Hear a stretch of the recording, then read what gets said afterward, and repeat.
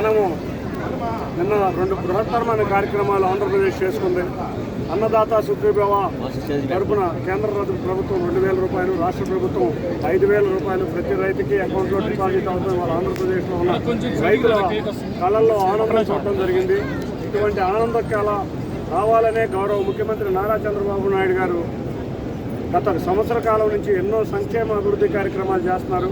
వాళ్ళ మేము సూపర్ 6లో చెప్పిన అన్ని పథకాలని ఒక్కొక్క దాన్ని తీసుకుంటూ వస్తున్నాం. ముందుగా అధికారం రాగానే పెన్షన్ మొదలుపెట్టాం, ఆ తర్వాత అన్న క్యాంటీన్లు మొదలుపెట్టాం, గ్యాస్ బండి మహిళలకు ఉచిత గ్యాస్ బండి ఇవ్వడం మొదలుపెట్టాం.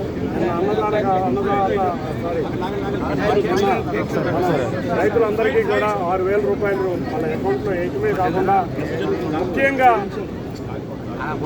ఇవాళ చదువుకునే పిల్లలందరికీ కూడా తల్లికి వందనం కార్యక్రమంలో ప్రతి ఒక్కరికి ఎంతమంది ఉంటే అంత 15,000 రూపాయలు వేసి ప్రతి ఒక్క ఆడపడుచు యొక్క ఆనందం వ్యక్తం చేస్తారు. అటువంటి కార్యక్రమాలన్నీ గత సంవత్సర కాలంలో తెలుగుదేశం ప్రభుత్వం చేయడం.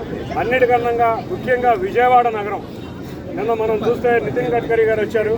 నితిన్ గడ్కరీ గారి ఆధ్వర్యంలో గౌరవ ముఖ్యమంత్రి నారా చంద్రబాబు నాయుడు గారి అధ్యక్షతన నిన్న ఆఫీసర్స్ ఎంపీల రివ్యూ మీటింగ్ జరిగింది. ముందు ఆ రివ్యూ మీటింగ్లో మేము ఎప్పటి నుంచో కళ్ళకంటున్న Vijayawada Hyderabad road 6 lane and 8 lane road మొన్నటి వరకు ఔటర్ రింగ్ రోడ్డు వరకే ఉండేది, అంటే నందిగాం ప్రాంతం వరకే ఆపారు.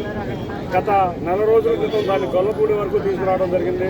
నిన్న ముఖ్యమంత్రి గారి ఆధ్వర్యంలో గౌరవ నితిన్ గడ్కరీ గారిని విజయవాడ పున్నమి ఘాటు దాకా కూడా నేషనల్ హైవే ఎక్స్టెండ్ చేయాలి, మీ వల్లే మాకు కనకదుర్గమ్మ గుడి దగ్గర ఫ్లైఓవర్ వచ్చింది, ఇది కూడా పూర్తి చేయాలంటే వారు వెంటనే అప్పటికప్పుడు అధికారులకి పున్నమి ఘాటు దాకా వేయమని చెప్పి ఉత్తర్వులు జారీ చేయడం జరిగింది.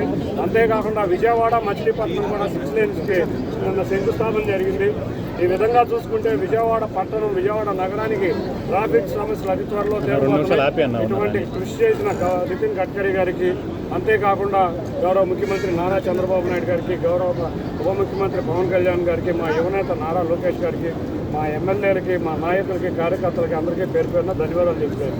అంతేకాకుండా ఇవాళ నా పుట్టినరోజు సందర్భంగా ఇక్కడ వచ్చిన ప్రతి ఒక్కళ్ళకి, మా తెలుగుదేశం కుటుంబ సభ్యులందరికీ కూడా పేరు పేరున ధన్యవాదాలు తెలియజేసుకుంటూ, విజయవాడ ఎన్టీఆర్ జిల్లా అభివృద్ధిలో నేను, మా ఎమ్మెల్యేలు, నాయకులు, కార్యకర్తలు అందరం కృషి చేసి తప్పకుండా విజయవాడని అమరావతి, రేపు రాబోయే అమరావతికి సమంగా అభివృద్ధి చేసే కార్యక్రమం మేము అందరం ముందుంటామని తెలియజేసుకుంటూ అందరికీ కూడా, నన్ను ఇక్కడ వచ్చిన అందరికీ కూడా పేరు పేరున ధన్యవాదాలు.